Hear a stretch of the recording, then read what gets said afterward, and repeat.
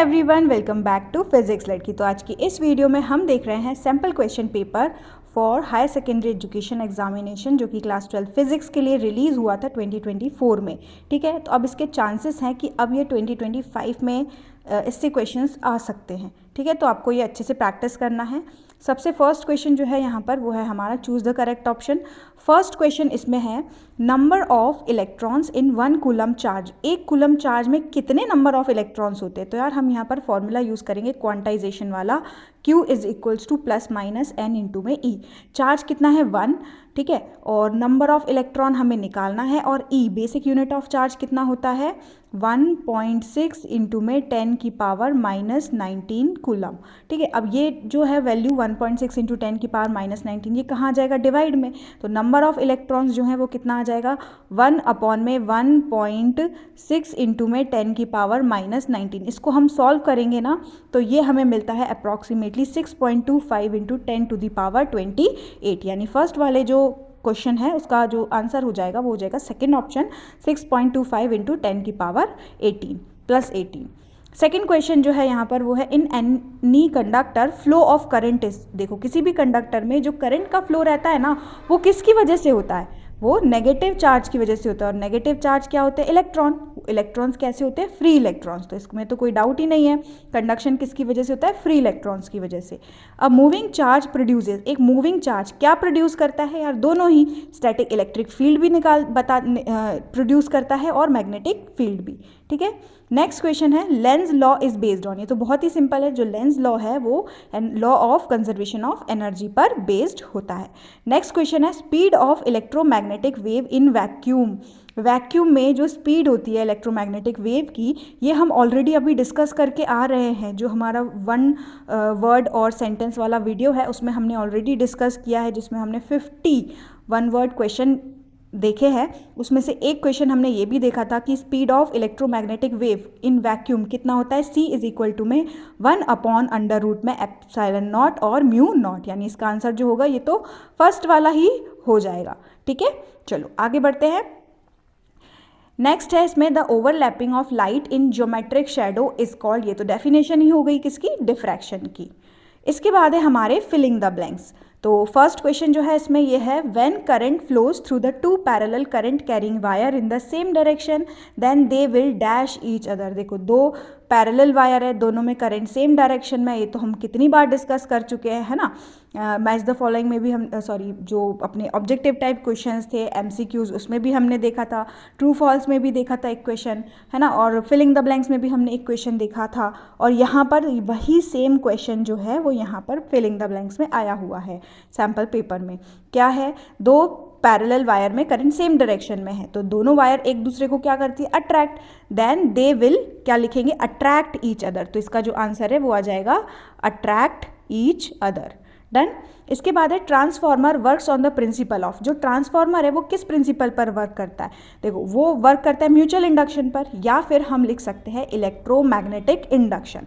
तो हम लिख देंगे इलेक्ट्रोमैग्नेटिक इंडक्शन।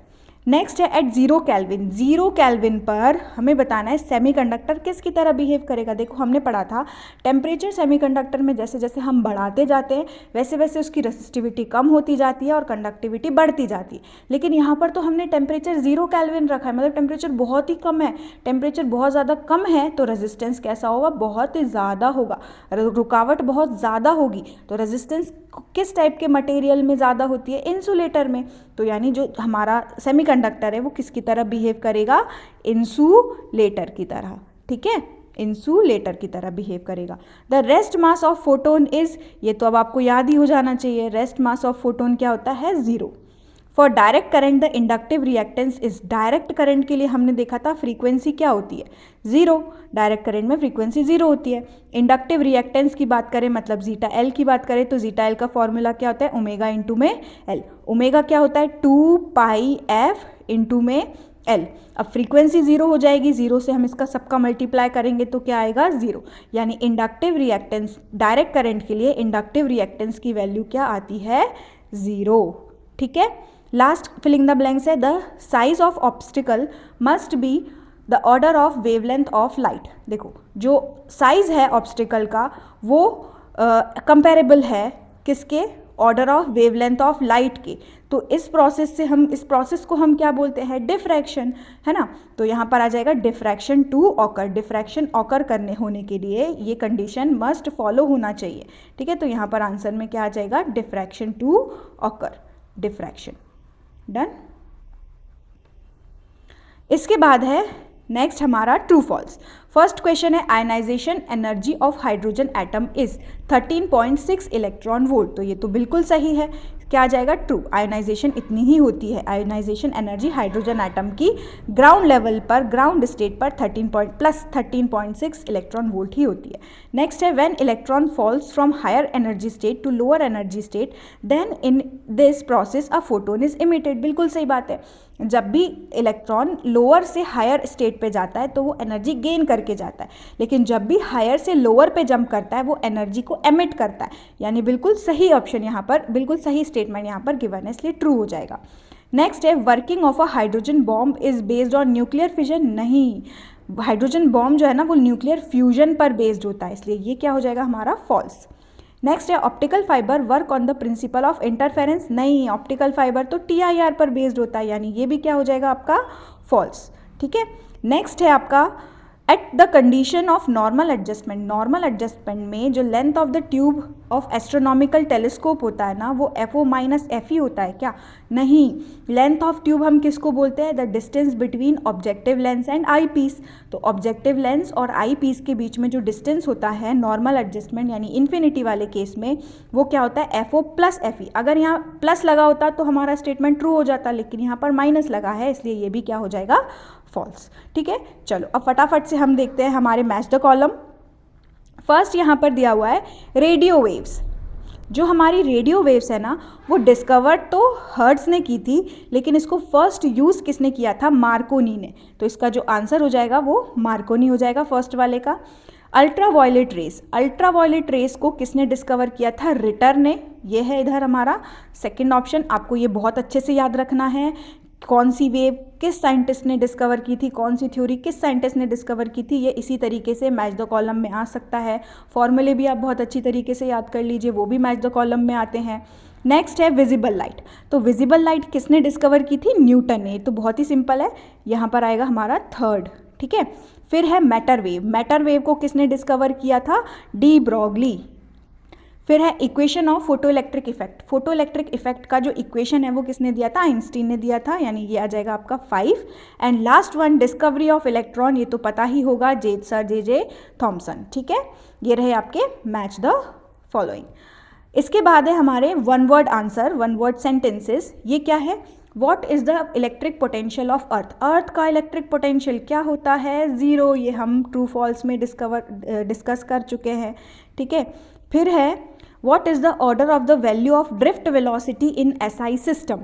देखो यहाँ सीधा इन्होंने पूछ लिया order of value of drift velocity. जो मिनिमम ड्रिफ्ट वेलोसिटी होती है ना हमारी, वो कितनी होती है, तो उसकी जो वैल्यू होती है इट इज़ 10⁻³ मीटर पर सेकेंड।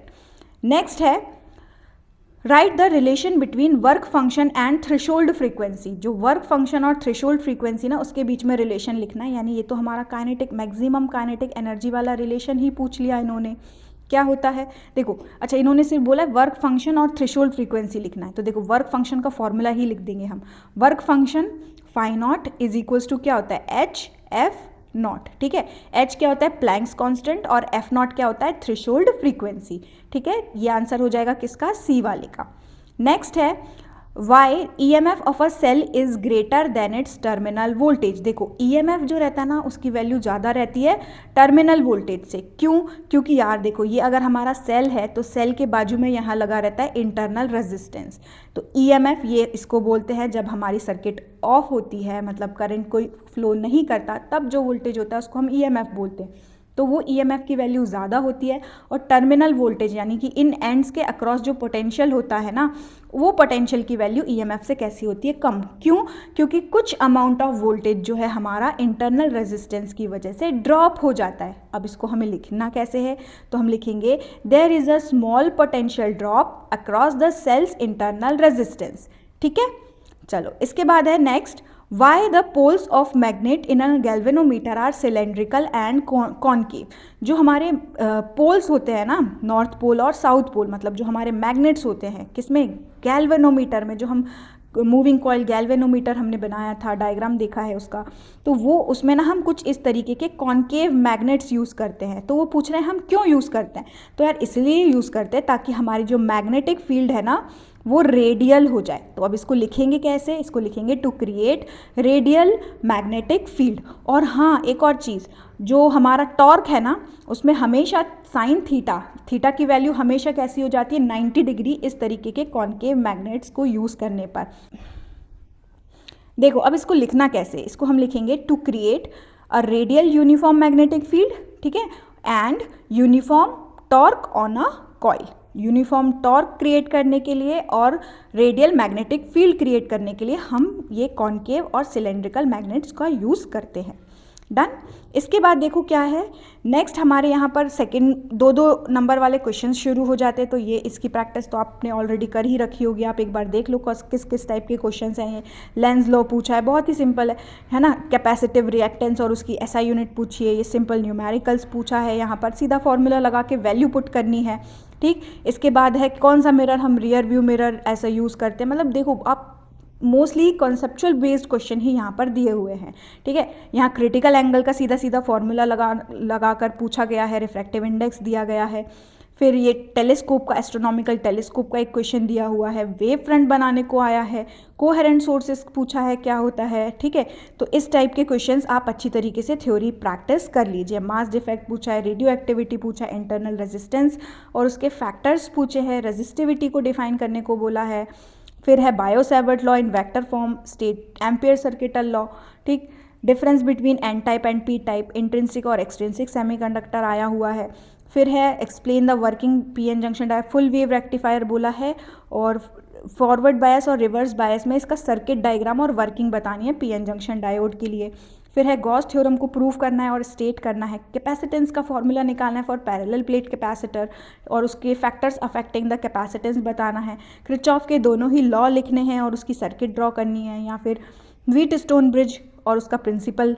फिर है यहाँ पर डायनेमो, यानी जो अल्टरनेटिंग डायनेमो हमारा जनरेटर है उसका प्रिंसिपल बताना है, डायग्राम बनाना है, वर्किंग है उसकी, expression for mutual inductance of two long coaxial solenoid of same length bound over each other, इसका डेरिवेशन हमको बताना है, म्यूचुअल इंडक्शन के लिए एक्सप्रेशन निकालना है, ठीक है। इसके बाद है डायग्राम बनाना है किसके लिए, कंपाउंड माइक्रोस्कोप के लिए, derivation of formula for magnifying power of image formed at least distance of distinct vision, ये कंपाउंड माइक्रोस्कोप के लिए ही दिया हुआ है। एंड लास्ट यहाँ पर है प्रिज्म के लिए हमें ये फॉर्मूला डिराइव करके लेके आना है, ठीक है। तो आप इस क्वेश्चन पेपर को बहुत अच्छी तरीके से प्रैक्टिस कर लो, चांसेस हैं कि इसमें से क्वेश्चन फंस सकते हैं, ठीक है, मीन्स आ सकते हैं। Okay, thank you so much for watching this video.